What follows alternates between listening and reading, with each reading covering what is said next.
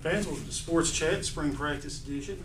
We have Coach Snyder from La Follette Middle School here. Coach, you all been at it for about a week now. How are things looking up at the Owl's Nest? Yeah, we're about halfway through spring practice. Actually, today was our 5th practice, so we are halfway through now, and it's been going pretty good. We got a lot of young green guys that haven't really played football a whole lot and don't really know what's going on, but we're working our way through it and teaching the fundamentals and getting them squared away so that they can progress and get better as we go throughout the spring here. We were up at your practice the other day, and I did notice that. I mean, there's, of course, the middle school mix. You have some kid who's 4'11", and then you have a kid who's 6'2", on the same team. See better techniques. You were teaching tackling drills that day. What do you think is going to be the strength of your team this year with that youth? And you think you're just working on the fundamentals? You think that'll be a strength? I think that's one of the things about coaching middle schools. You just we start with the fundamentals every single year because we get new kids and we get kids that come out for the very first time. So that's where we start and build. Start with the fundamentals, the tackling, the blocking, where to put your hands, what to do with your feet, all those type of things. Makes a big difference. It's frustrating at times, but that's how they really progress and get better as football players. Now, you have your system in place. You're going to run that system, or you try to adjust to your personnel? For the most part, we try to run what the high school runs, and that's kind of our base formation, and then kind of build from there. So it just kind of depends, but we try to get our kids ready to go to the high school and plug right in, and so that they know the lingo and they know some of the plays, and really get that connection with the high school, so they can see what they can go there on Friday night and see, hey, that's the play that we run, or this play, which is a good thing. So we make adjustments from there based on our personnel. Obviously, we can't run exactly what the high school runs, but we try to mirror it after that. I see that showing up on the high school field because I notice a lot of Follette kids go up, and last year, this year probably, and it seems like you all have some freshmen that are capable of starting, especially on the offensive line. And Zach Rutherford, he's going to be the starting quarterback. He came out of the La Follette system. How's your quarterback looking this year? Well, we got a new. He played JV last year. Christian Tension and Chris Weiser are two kind of battling out right now. But Christian played a lot of JV for us last year. But I don't think he ever really got in a varsity game too often. But as a quarterback, but he's going to come in and then step right in. He's improved leaps and bounds where he's been as a 6th grader, and he'll be an 8th grader this year in the fall. So he's come a long way. Still got a long way to go, but he's been progressing pretty good. Now, I know this happens on all levels of spring football. Do you have anyone that's not out there right now because they're participating in a spring sport? Yeah, we had a couple guys that were in track, and this year we decided to do spring ball a little earlier. So we kind of ran into some more issues with track, but we had a few guys missing, and now we're still only missing one because I think they have their next sectional or whatever it's called, their middle school tournament coming up that one of our offensive linemen, linebackers qualified for. But other than that, we got all of our guys back out. Well, what is your schedule for the rest of spring in regards to practice and in your spring game? We got to practice on Thursday this week, and then that's the last day for this week, and then probably Monday, Tuesday, maybe every day next week. But we got our orange and white games next Friday during the school day in the afternoon. All right, of course, we'll try to make it up there for that because spring football, especially that inter-squad scrimmage, that's about all you get till the end of the year. That's it. At the end of the summer, once you hit that dead period, you have to hit the ground running hard again. Yep, that's it. Well, Coach, we're going to bring some of your assistants on, and okay. Thank you for coming down. And We appreciate your time. We'll see you next week. Thank you for your time. Yep, sounds good.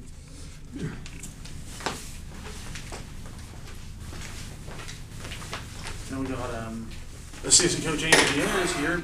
Anthony, this is your 2nd year with La Follette? Oh yes, it's my 2nd. Go to be 4 years. What position do you coach at La Follette? I'm mainly with the wide receivers and defensive backs. I do help out occasionally with the quarterbacks. I took them to training with Coach Price at the high school a few times. How is your position looking this year? Well, obviously, if you run the Price system, if Coach Snyder's running that, your position at wide receiver especially becomes important because it's a high volume pass. And I'm not quite as high volume at the high school level, but it's still a high volume pass. This year we got a few more new kids at receiver, actually a lot more. But we have a few couple that's come back and helping out. One of them actually got hurt the other day, broke his arm at school, so that's one down. So we got a lot of new guys we got to keep teaching. But that gives you a chance maybe to work with somebody that might shine. That might actually shine. And of course, do you feel like it gave you an advantage that you actually played in the prize system? Yeah, that you understand it on a level that, like, cause usually like you can explain it better to the kids. Yeah, like when a coach is yelling at you to do something, you might not understand it as well as your friend would be telling you. So like I learned it from a coach perspective and a player perspective, and it just helps out a lot that way. On the defensive side of the football, you're going to be working with the same groups, guys going both ways a lot. So far, we're not really sure about who's going to be going both ways or not. But a lot of the DBs are the receivers, and a few running backs come over to DB too. I know, especially at the middle school level, those are your best athletes. Basically, you have to put them at defensive back and wide receiver. Mm-hmm. And defensive back, I guess in middle school a lot, you see it in more run support a lot of times because there are not that many teams at middle school level. There are a few that run a more high-powered offense, passing attack, but you're going to get a lot of run, ground and pound. Mm-hmm. So how do you find teaching those guys to come up and stop the run? It's really hard too because once you teach them, hey, you got to watch out for the run. Well, then sometimes they'll forget. Oh, wow, there's a deep pass. A lot of it, you just got to make sure that they understand if that ball crosses the line of scrimmage, then they can come up and stop the run. How about your receivers' size? Are you got any big kids out there this year? One of our receivers is probably the strongest kid on the team, pound for pound. And he's a coming back. He likes to hit people too, and it helps out with blocking also. A lot of the kids are about the same height. They're not really short, wide. So I know at the middle. If you can effectively pass at the middle school level, then you have a chance to be a really, really good football team. And not many teams do it. And not many teams do it. Not many teams prepare for it, and hopefully you can. And here's another thing you were talking about. You got the big kid that can block. Rodney Ellison, coach at Powell High School, played receiver in high school. He can catch a whole lot of passes, but he was a heck of a downfield blocker. Yeah. And you feel like if you've got that going on, it can open up a lot for the rest of the offense. Like I feel like a really good receiver can be separated from a great receiver as what do you do when you do not have the ball in your hands and when you're not going to get the ball in your hands. So blocking is a huge part of receiver that a lot of people overlook.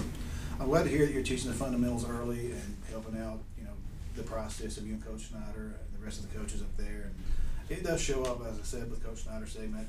I see lots of kids from La Folla especially hit the ground running. They get to play as freshmen, and the coaches up at Campbell County are open to playing freshmen if you all come in and can make an impact at that level. And it's good that you're teaching those fundamentals. You're teaching them that system. That's what we've called for years with the middle schools around here is to get online with that system. And I think you're all doing a really good job. That's probably the biggest way we can help out the high school too, is just doing what they do. And it was weird in years past because you had a lot more stability at the middle schools than you had at the high schools. I mean, up until the Wells years, it was 3 years and you were out. Yeah. Whereas at both middle schools, you had a lot more stability, so it was hard to even get them to consider running that. But now with Wells having 10 years up there and us being year 5 of the price system, year 6 of the price system, you actually have a continuity that you can get the middle schools on board with. The price system works too. I'm glad to see that. Like I say, you're a legacy of the price system, and I'm sure Coach Snyder is showing you things to do as well. Mm-hmm. I'm glad to see that. He's a great guy to be on. And I see all that happening, and just the cooperation. But thank you for coming on the show today too. And we're going to bring another coach from La Folla on.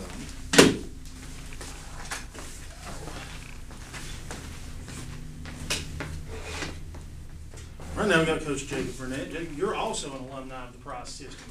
I am. Football. So, what all are your responsibilities on the coaching staff at Folla? I'm a offensive line coach, and I'm also an assistant defensive line coach that me and Coach Snyder help each other out, trying to teach them the fundamentals right now in the spring season of how to, defensive lineman stance and how to slant, basic necessities, what you're supposed to know. I watch a lot of middle school football at a game every week, and I do know, in my opinion anyway, that those lines, those are your keys to victory. Yes. And it's pretty much that way at every level of football, but especially, at middle school, you've got a lot of, as I said, ground and pound. if you can get your defensive line to control the line, or if you can get your offensive line to get that push, it really makes a huge impact on the outcome of the game. And I noticed you did have some big kids up there on the line. It's especially seems prevalent in the fall. It's linemen really show up there at Campbell County and are able to play. And what are you doing to build on that with those kids?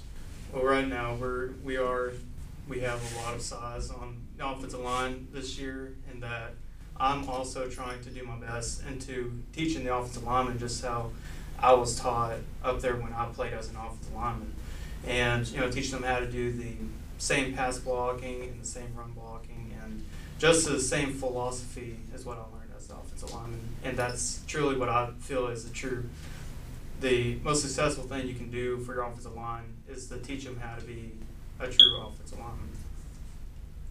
Do you work with the centers as well? Yes. I know that's a really tough position to play. We have two really good centers right now that they for sure have their snaps down, and this is all by themselves, that they go before practice and they're getting about 15-20 snaps before we stretch and everything, and they're really showing that initiative of showing that they want to get better. When I coached, I was an offensive line coach. And getting quality centers was always just a huge thing. In fact, I would tell parents, if you have a son that's maybe you don't think's going to be big enough or strong enough to compete for that guard and tackle, if you can teach them how to snap and be quick off that ball, you can work with them at home on getting their snap down, it can make a tremendous difference. And if you can get a center that can long snap, especially at the middle school level, long snap well, you've got a potent weapon. And I also tell them that for any offensive line position is that whenever you're in that position, you're not always going to have that pancake opportunity. Is that you have to learn to take hits and give them, and also be in the mindset to always try your hardest. And if they do that, then I believe they will never fail. I look at it the offensive line perspective that you're going to be successful probably 95% of the time. It's those 5% of plays that get through that can really change, a game. So on your defensive line, is it the same guys that are on the offensive line mostly? Are you playing both ways on those guys, or you have just different units? Well, with defensive line, it's kind of, we have some people that's on O-line that does play defense, but occasionally we have Christian Tans going as a defensive end from time to time. But it's not set in stone with either side of offense or defense right now. We're still seeing what kids have during the spring. So do you think it helps if you're an offensive lineman? Do you think it helps when you move to defensive line because you know what that offensive lineman's going to do? Oh yeah. I think if you know the tricks and how to be a defensive lineman, then if you know what your defensive lineman is thinking, you shouldn't anticipate, but you should get a good idea of what they're thinking about doing in certain situations. I know that running the quick screens and everything, you've got to teach your guys to get out quick and block down the field. How's that going? Are they shaping up pretty good for you this spring? It was a little slow at first in the off season because we tried to go over the plays and everything with our screens and stuff. They're learning to get off the ball and learning, you have to avoid the people at first and get to your assignment. And once they get understanding that, all about understanding the concept of a screen, and once they understand that, then yes, they will do really good at the screen. To me, the other big thing, of course, and I know that you're teaching this, and that Coach Snyder, I'm sure he emphasizes it, it's just those pre-snap penalties will kill you on offense. Yes, most definitely. I'm sure you all are working on that this spring. Yes, I try to remind them every down. You have to think as an offensive lineman is that you have to know where you're at, and that you have to pay attention. And that I think the biggest thing that hurts offensive linemen is that they're not paying attention because they're too focused on the second step that they're supposed to do.